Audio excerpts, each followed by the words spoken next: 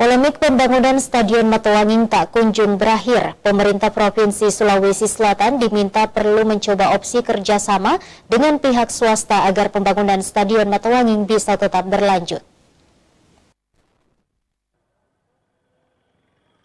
Kelanjutan pembangunan Stadion Andi Matalata Matoanging Kota Makassar hingga kini masih menjadi pertanyaan besar di kalangan masyarakat, khususnya supporter. Pengerjaan stadion yang dibangun pada 1957 ini tak kunjung dimulai lantaran berbagai persoalan, mulai dari masalah anggaran hingga desain stadion yang terus disoal.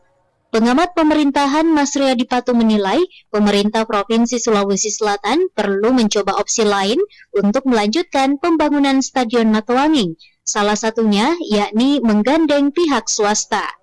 Menurut Mas Riyadi, proyek Stadion Matoanging sudah cacat sejak awal.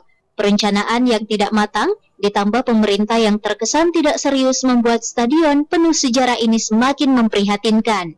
Saya mengusulkan bahwa ini seluruh stakeholder harus duduk bersama, merumuskan sebuah formulasi yang berkelanjutan bagaimana Stadion Matoanging ini bisa kita bangun kembali dengan formulasi kerjasama antara pemerintah dengan swasta. Saya kira bisa. Dan malah kalau ada swasta yang pengen berinvestasi itu dengan itu, saya kira pemerintah provinsi yang menjadi yang bertanggung jawab terhadap aset lahan Matoanging itu harus secara sukarela dengan manajemen pengelolaan aset bisa dilakukan dengan kerjasama seperti itu. Ia menambahkan, pemerintah Provinsi Sulawesi Selatan betul-betul harus memiliki niat yang tulus untuk membangun kembali Stadion Matoanging yang telah lama dinantikan masyarakat.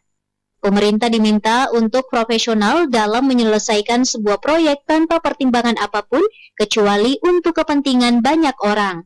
Wahyu Saputra, Slebes TV.